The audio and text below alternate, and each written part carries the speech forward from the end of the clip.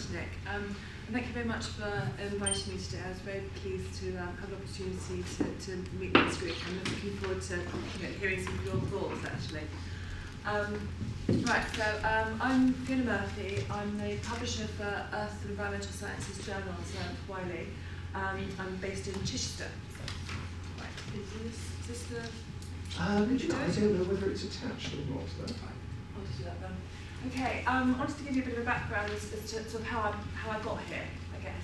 So I started off working in the humanities and then moved into publishing. So I was a bit of a jack of all trades, I think, for quite a while.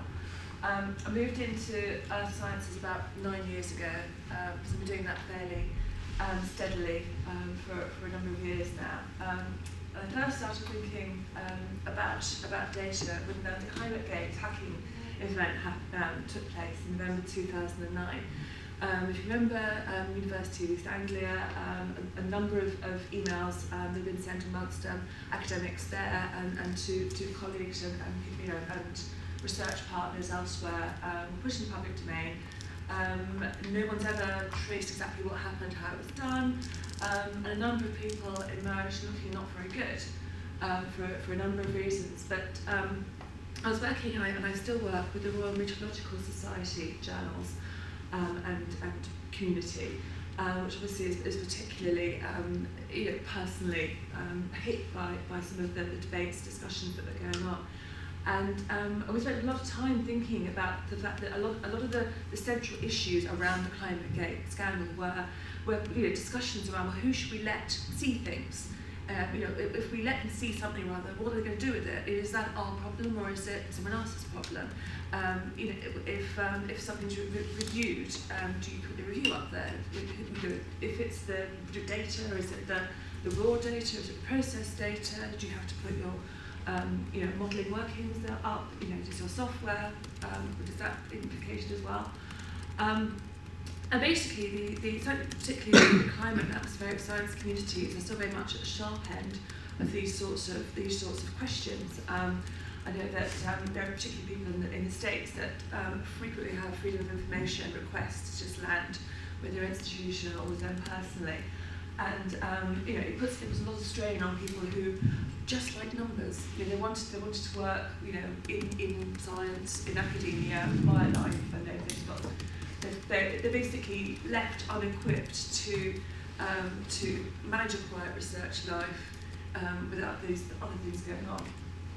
So that basically it felt like it had come into our sphere. It had become part of our problem as a publisher, and it led me down a number of conversations, paths, and into some groups and some projects as well. And I've listed them there. I'll talk about some of them in a bit more detail as well. So there's the peer review, publication and accreditation of research data in the Earth Sciences project. The STM Association is our trade body, research data group, CoData, which is an ICSU organisation, International Council for Science and Technology.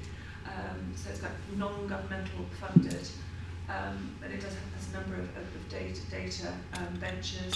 And at the bottom there's the Research Data Alliance World Data Service working group on publishing data.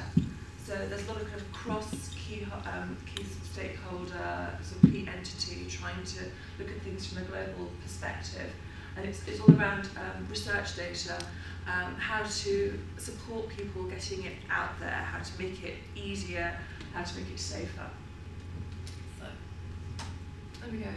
So why is research data important? Why are we here, at least for this part of the day? The background is technological achievements and advances, as you were just hearing, have made it so much easier to produce important stuff, big data sets, multiply check data that's already out there, potentially add data sets to each other, achieve new insights, basically for data-driven insights and science. And at the same time, as a planet and as a population, we're facing a lot of challenges. That we need to be able to make good decisions and to know that they're the right decisions, and potentially quickly. and be able to justify them to our populations if they're difficult decisions. Basically, in short, we need to know what we know, and we need to be able to use it. And that's why I think a lot of the policymakers and funders have got very much caught up in this. I've listed some of the recent sort of key events and initiatives that have been coming up lately around that. So we've got the G8, we've got the EU, we've got the US, and I think what you were just quoting, Nick, the Science is an Open Enterprise report by the Royal Society. I think that was Geoffrey Bolton that was... It was, yeah. It was. Yeah, so, and that's, you know, it's showing the direction that people are wanting researchers to go in, you know, around open science, but that's all scholarly endeavour, I think, which is, maybe we need to find a new word for it, but that doesn't feel like it excludes social science humanities. But it's the fact that they want transparency, we need to know what we know, as I say. So how does that stack up for researchers in a practical sense? There's quite a long list of blockers there. I think in a practical setting, there are a lot of cultural, procedural, and ethical blockers to action. I think when somebody is you know, thinking about this, historically there's not been that much incentive. How do you do it? What belongs to who? You know, how do you stop doing harm? And there is a list, I think, that doesn't quite balance it at the moment. The driver's list is short. I think it feels very incomplete. Basically, that although we're getting these signals from the top level that you've got to make it open, it's got to be out there, it will do good. I think people haven't been left properly equipped. Is this why you should publish your data openly? Or is this why you should use a publisher to publish your data openly? I'm not saying... Or is it open data at all, I suppose? Is it open data that you're talking about, or...? Yeah, well, I suppose it's making it openly available, and potentially pointing people towards it, making it accessible, which isn't quite the same as open. I think that there's discoverable or there's reusable. You know, you can put something up there but tell people they can't use it, for instance, as well. So, you know, I think that's the thing, is we're getting these very general messages from funders from on high. There aren't that many, you know, practical sort of usable templates for what exactly you are supposed to do, and why you're supposed to do it, and what good it will do you. You're suggesting that there's not enough leeway within open licensing to make that clear? Or are you saying that there's not enough support structures around that sort of stuff? I'm not quite sure where you're pitching this. It's around support structures, workflows, and we basically, people who work in research, the only way you can be successful with that, I think, is optimising your activities.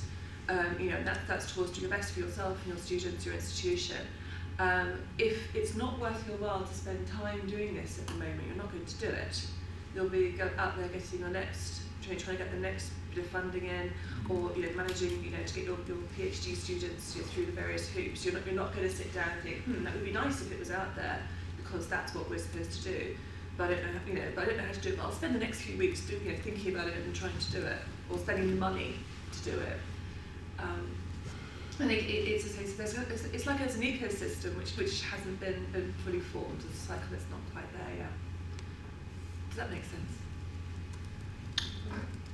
We should carry on, because otherwise this could just turn into a discussion about but go ahead, Bart, if you want to.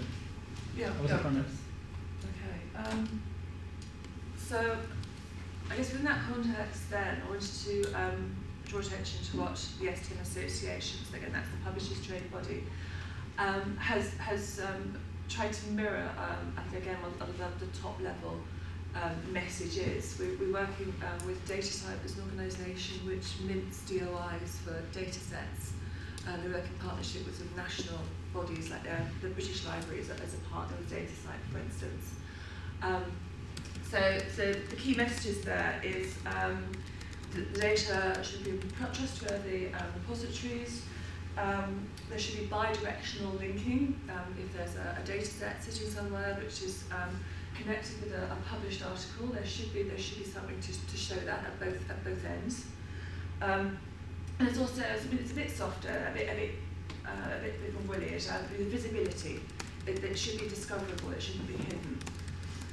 So, and I think that's, from my point of view, that's fairly uncontentious. Given that we encourage it and we'd like this to happen.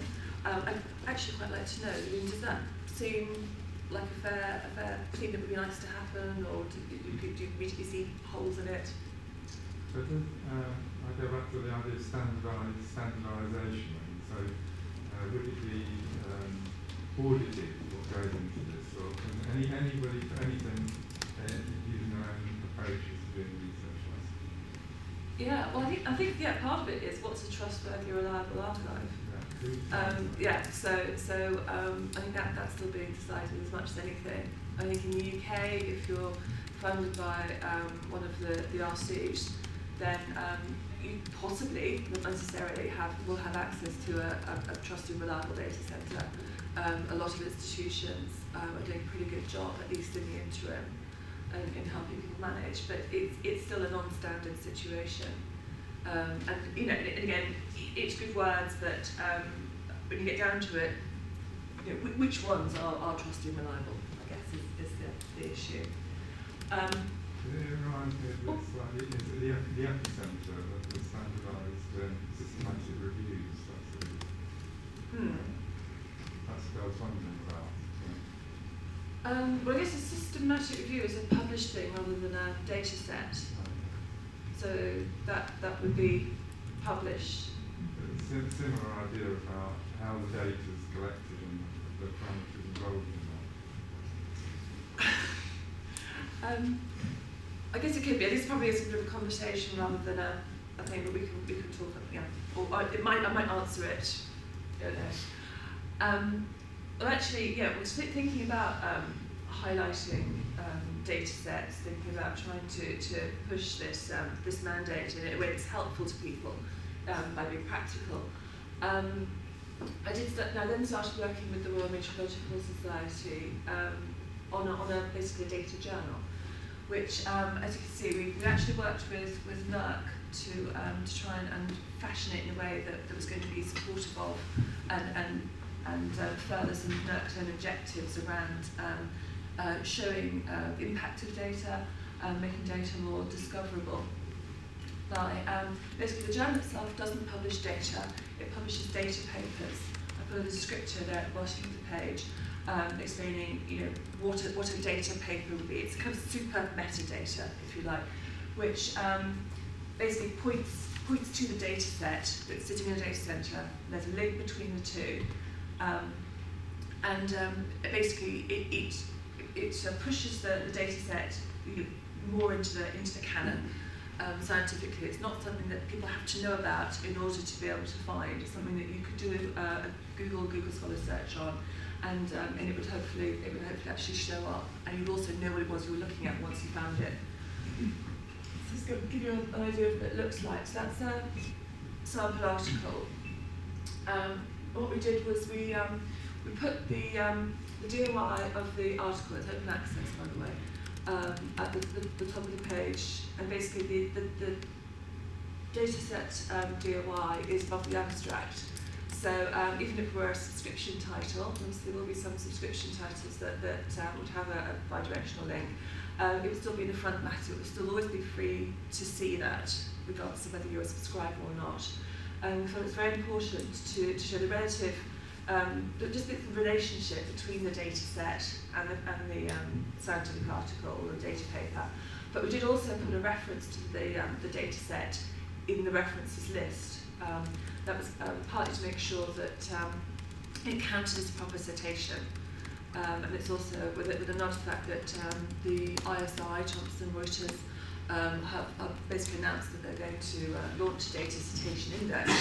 And they're not entirely certain how it's going to work yet. We wanted to make sure that whatever they decided, that we should be compliant with that, and that people would get the best opportunity to gain credit for their work. So, having said that, I mean, even to get that far was quite a big challenge. The bi-directional linking, for instance, is not something that basically happened automatically. Things like the workflows, balancing the connections between the data set and the data paper. They also they required expertise we didn't actually have in-house. So we were very fortunate to participate in this project, which used the data journal as a case study. So there's some details about some of the partners there. We had academics, data centre managers. We had a couple of international partners in California Digital Library and the NCAR Centre, which is in Colorado. Also, they were called it an Earth Sciences project. The Faculty of 1000 came in with us, so they gave us a biomedical insight as well, which we felt it was important not to get siloed entirely into Earth Sciences. We wanted, whatever it was we did, to have some wider applicability. And these were the work packages that we concentrated on. As you see, we're picking up some of the themes of the data site STM statement and some of the issues we felt were rising for researchers in their everyday business. How do you do any of these things? It feels like it's coming, but in the meantime, it's not an obvious. It's not an obvious workflow. It's not an obvious set of expertise or hoops that you've got to be aware of. So I wanted to show you that. Please don't sort of feel you have to look at this or anything, but I just wanted to show that it did get really complicated. It was very challenging. I think one of the issues that got thrown up once we started going in detail was the relationship between a data set and an article. If you put a data set in a repository and give it a DOI, is it published? If it is published, is that the same as publishing a primary research paper? And we decided it was analogous to, but not exactly the same as. We felt that there were a lot of issues around the timing of the two. Do you put the workflows between the data set and the data paper or primary research paper together? Do you let them kind of travel along sort of separately and just incidentally link them if that's the way that things just happen? If you peer review a data set, what does that mean?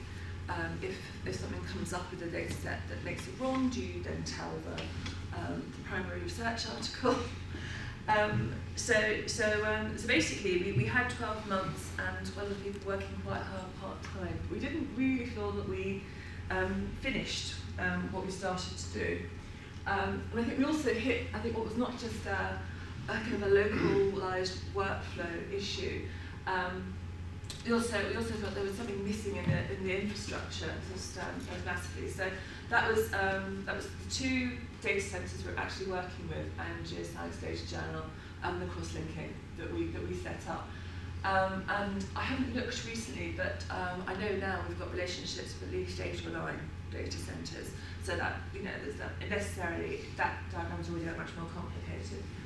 But if you get other journals and you have all these other data centres, and everything's trying to go back to forth, it's just horrible, actually. And if you think Wiley publishes 1,600 journals, does that mean we'd have to have a separate relationship with each repository for each journal, or would it be per publisher? What are the journal moves?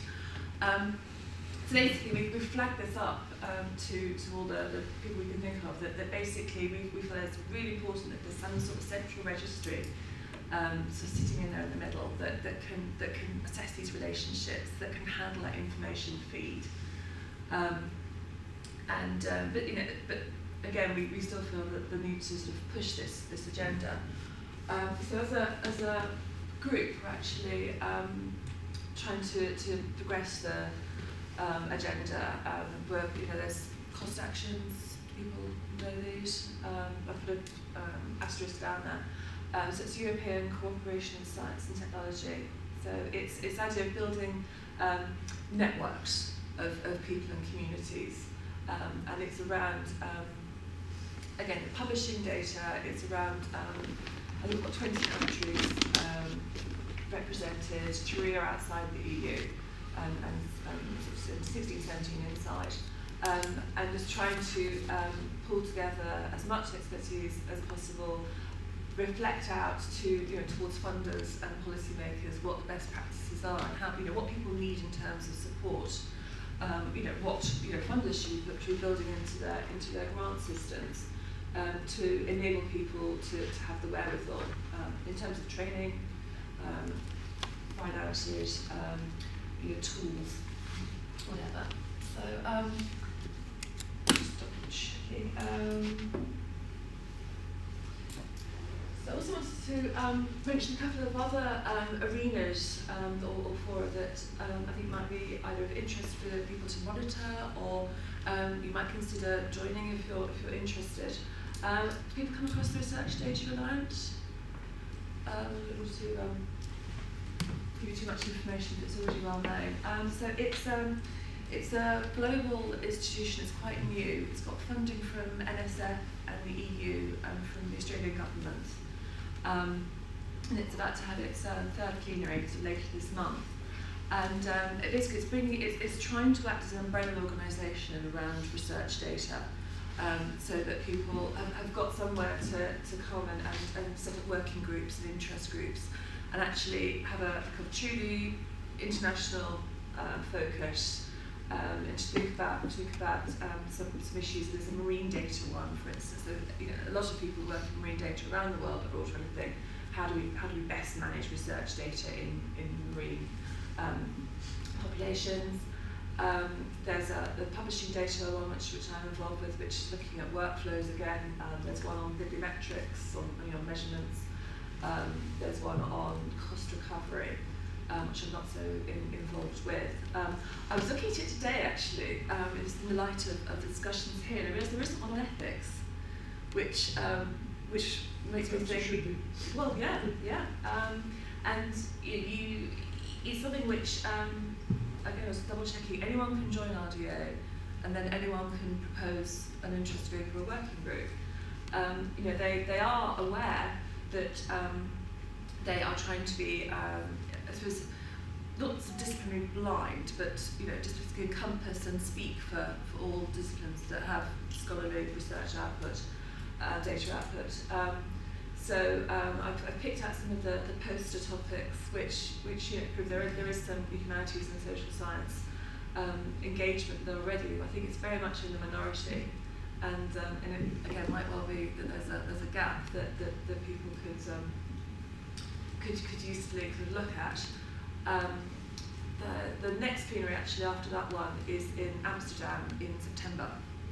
So I think that they're still looking for, they haven't built the programme.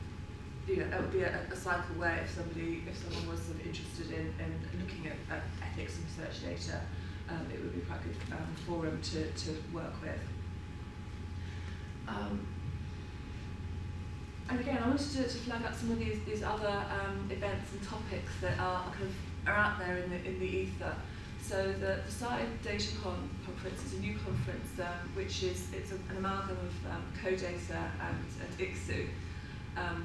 Again, they are certainly the ICSU World Data System has historically been quite a science focus, but it's it absolutely there's very great keenness. I think in the title of the next conference, which is in November, and in a lot of the rhetoric that's coming out of there now, that it's vital for humanities, for social sciences, for all disciplines to interoperate and cooperate and to share insights. So I think they're actually just starting to look for their programme now.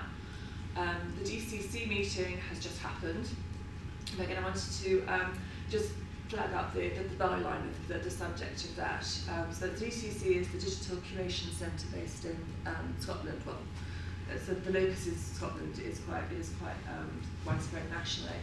And again, they try to drive best practice. They've got I think quite a lot of influence in some of these other spheres.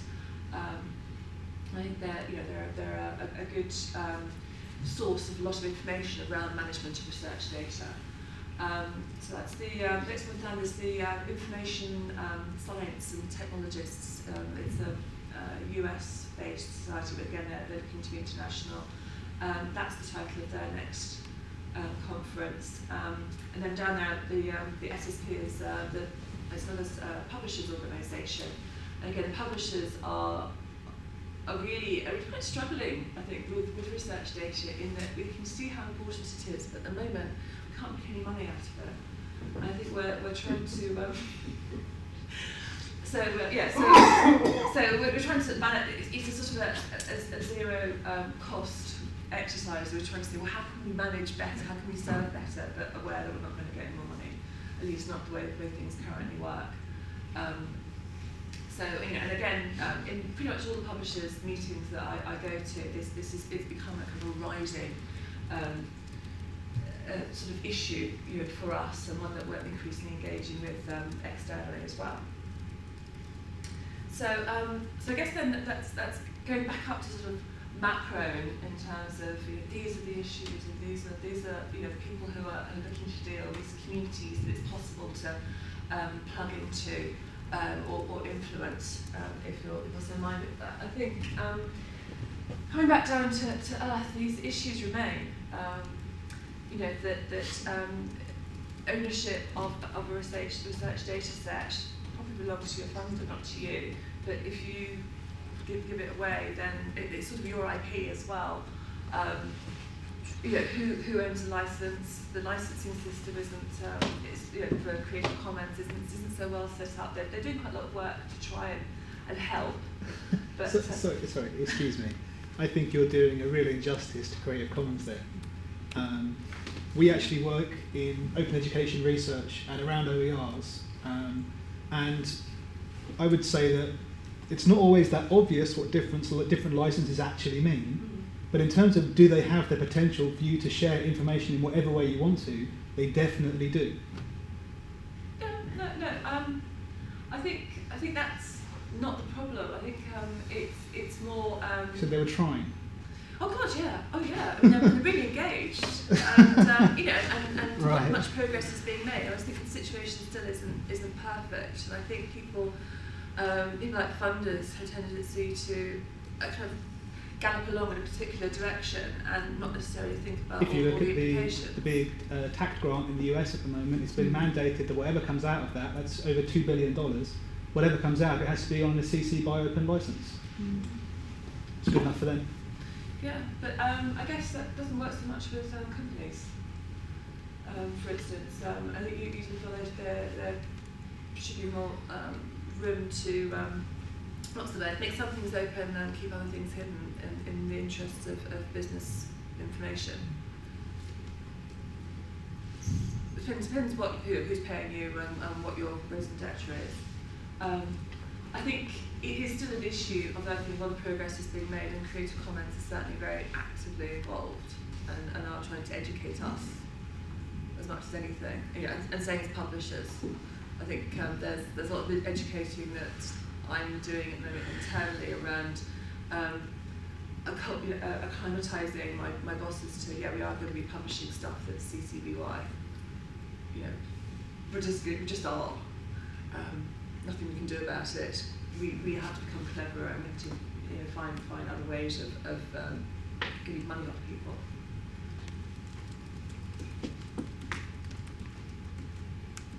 So citation and accreditation. I think it's not so much people think that either of those things are bad. It's more, what are the best practices? When should you cite? What should you cite? And who, for instance, is an author? It's something which people have I guess an innate understanding of within the primary research sphere, but it's not something that people necessarily so literate in for the data. Touched on peer review. Again, what's your responsibilities as a peer reviewer of data? If something is really huge, is it practical to be expected to take a thorough look?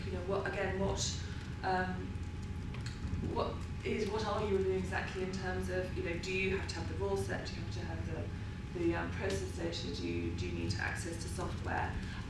What about, if there's a funding body or a private institution that's not going to let you have what you need in order to kite mark the material that's hopefully being published?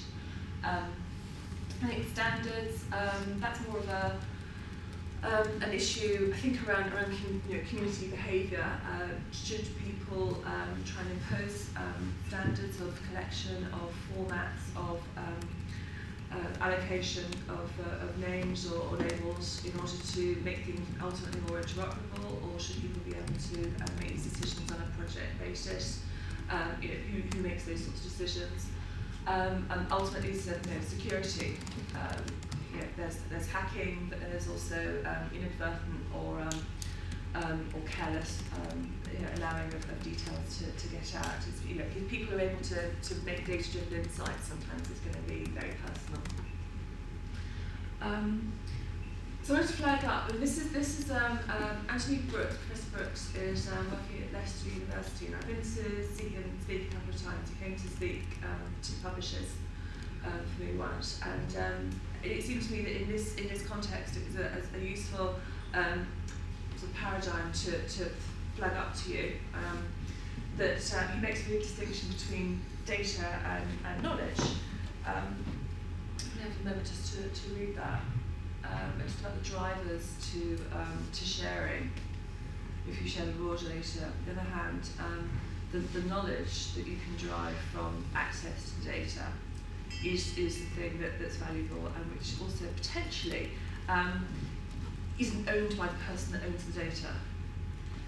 So, in more practical way of looking at it is open access, open science, is that the best way to go? If everything's just out there, what do we gain? We actually gain a lot of problems around what people are allowed to have, what they're not allowed to have. The fact that there is so much of it, I think again someone was mentioning, the fact there's always open access journals starting up. People are seeing opportunity, but they're not sort of controlling how it's shown or the quality of, for instance. Restricted access, I think, is the middle route that mostly people have been going down in recent years, where if you come across something, you send an email to the person that wrote it or published it, and if they feel like it, or they haven't lost it, they'll maybe let you have it, and they'll tell you what they think you should or shouldn't do with it, which that's pretty hit and miss. So what he's looking towards, and in fact in their community in Leicester in bioinformatics they've actually been achieving, is basically the ability to query the resources, so that you don't need to know the names of all the populations in the medical research database, but you can find out what the age groups are that are involved. You can find out what the geographical areas are, and you can double check them against another say major study and see, well, how many people are duplicated. So in a sense, if I think I'm looking at 30,000 people here, 30,000 people here, is it 60,000 or is it actually 48,000? Or is it about the same 30,000 but further down the line? It's enabling people without having to know information that is the sensitive bit. But they can actually get the data-driven insights. They can actually make some progress, and the knowledge itself is open. So, and a couple of other things which have been sort of rising up in different disciplines recently. In neuroscience, the Resource Identification Initiative, which has got some echoes of what Professor Brooks is doing. I think the key thing they're really trying to push actually is proper labelling of reagents, so that if they're doing an experiment in neuroscience, they know if it's the same mouse as being used by somebody else. So that means as time goes on, hopefully, neuroscience itself will be that much more interrogable. They'll be able to, you will be able to build on previous experiments. You'll be able to know your experiment's a new one, or if you're reproducing someone else's experiment. And basically, it's been done by a group of people working at neuroscience meetings, talking to different publishers and to different journal editors, and everyone agreeing, right, this is what we're going to ask people to submit. This is how we're going to ask them to do their science. And it's not compulsory, but given that critical mass of the subject are doing it, If you choose not to, then you're going to be potentially forging a less useful path in your career. I think it's basically, there's so much consensus that is happening. I think the earth sciences, which is an older community and a maybe more disparate one, we haven't got so far as that, but there are these movements now, and it's around the same communities. It's people at meetings, it's people who work in publishers, journal editors, and also learned societies, out trying to pull some information. I think ultimately we are going to try and do things like build some common data policies, if we can start encouraging people to have some standard formats for actual formats of the data sets, and the kinds of metadata that they send in with, then again, ultimately I think that will have some benefit to the discipline as a whole. I think these things are best managed if they come both top down and bottom up. And there's some sort of shared consensus of what the outcome needs to be. I think if anyone tries to impose it on everybody else, everyone's going to be very happy about it. So I think ultimately then, it's still, there's a lot still happening out there, and it's very much an unfinished picture. I think there are lots of opportunities to actually have a real impact on what is going to happen. It's that sort of time. And thank you very much.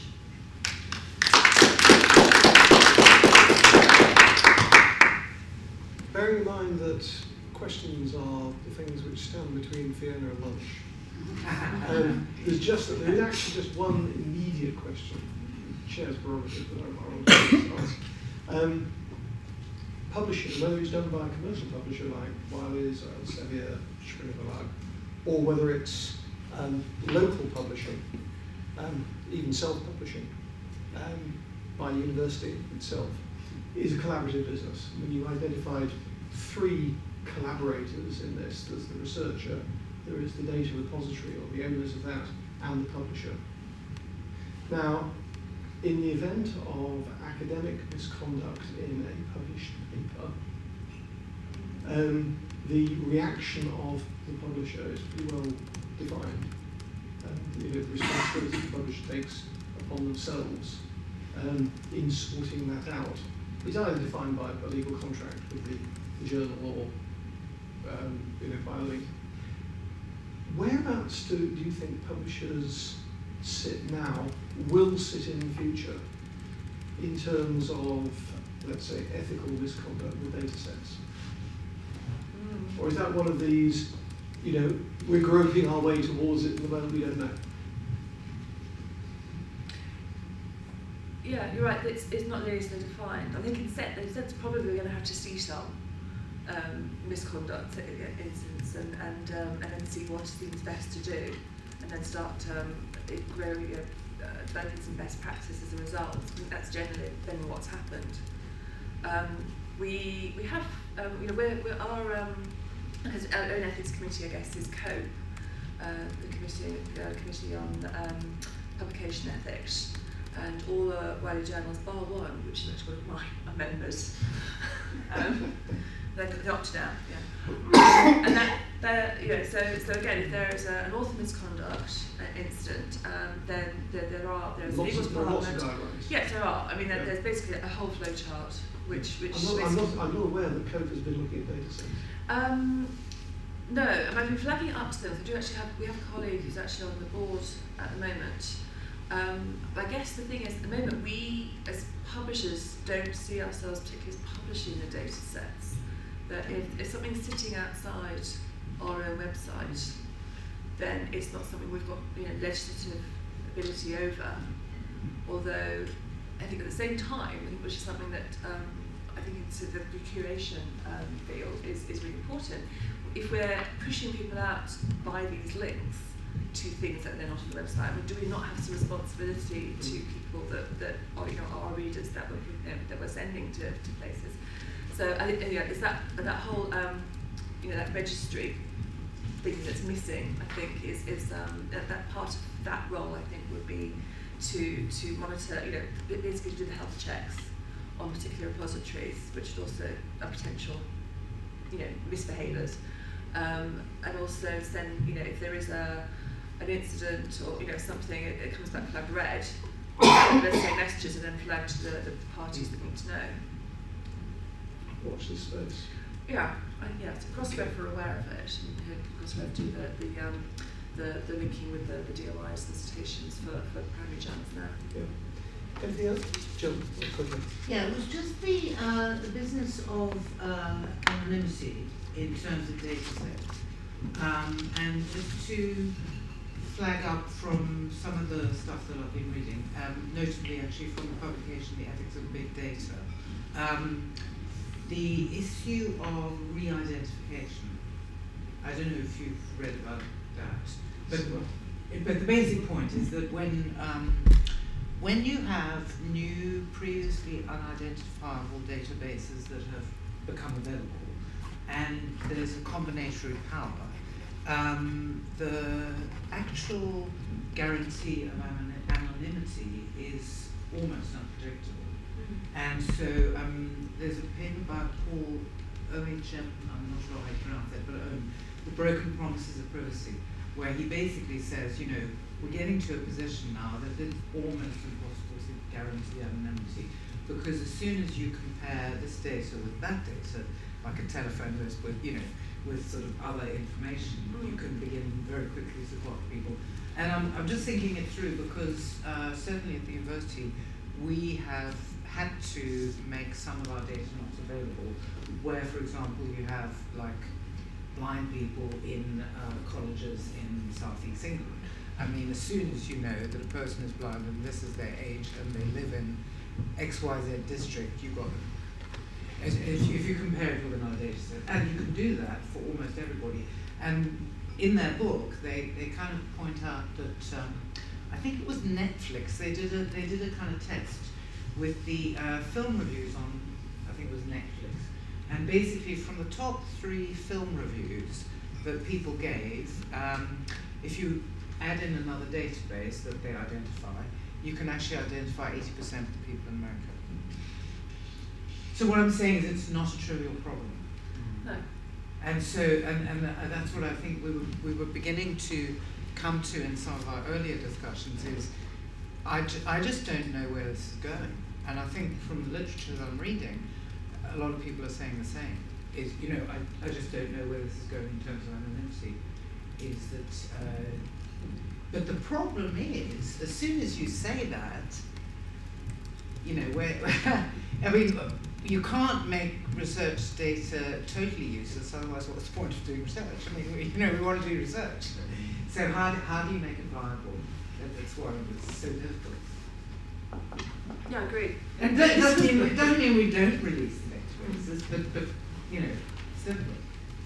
So they just knocked on the window to indicate that lunch was ready. Okay, that's what the knocking They found us. I thought it was somebody's stomach. Right, I think we should stop at that point. Fiona, again, thank you very much.